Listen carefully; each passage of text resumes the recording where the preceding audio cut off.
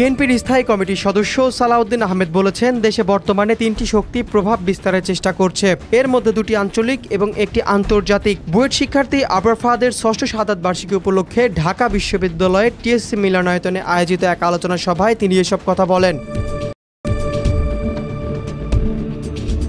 অনুষ্ঠানে আবরার ফাহাদের হত্যাকাণ্ডের প্রসঙ্গ তুলে তিনি বলেন, ভারতের আগ্রাসনের বিরুদ্ধে কথা বললে জীবন দিতে হতো। তিনি আরও বলেন, আঞ্চলিক আগ্রাসন ও অভ্যন্তরীণ চাপ দেশের রাজনৈতিক মুক্তিকে হুমকির মুখে ফেলছে। আবরার ফাহাদের কথা স্মরণ করে তিনি বলেন, আবরার এ দেশের মানুষের জন্য জীবন দিয়েছে। আমাদের সকলকে তার মতো সাহসী মনোভাব অনুসরণ করে সবার আগে বাংলাদেশ নীতিতে এগিয়ে যেতে হবে। তিনি আরও উল্লেখ করেন, 2024 সালের গণ অভ্যুত্থানের সিঁড়িগুলো নির্মিত হয়েছে শহীদের আত্মত্যাগের মাধ্যমে, যারা দেশের জন্য নিজের জীবন উৎসর্গ করেছেন।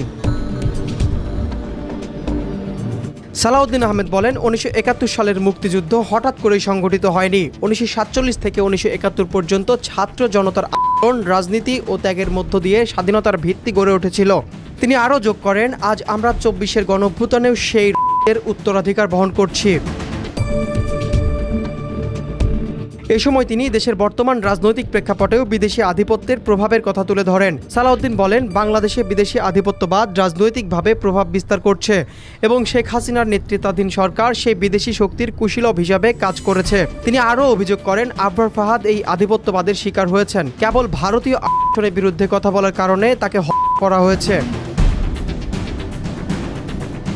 রাজনৈতিক বিশ্লেষকরা মনে করছেন, এই ধরনের মন্তব্য দেশের রাজনৈতিক সচেতনতা বৃদ্ধি এবং বিদেশি প্রভাব মোকাবেলায় নতুন আলোচনার পথ খুলে দিতে পারে। শহীদ আবরারের আত্মত্যাগ ও দেশপ্রেমের বার্তা নতুন প্রজন্মকে দেশভক্তি ও রাজনৈতিক দায়িত্বশীলতার দিকেও উদ্বুদ্ধ করছে।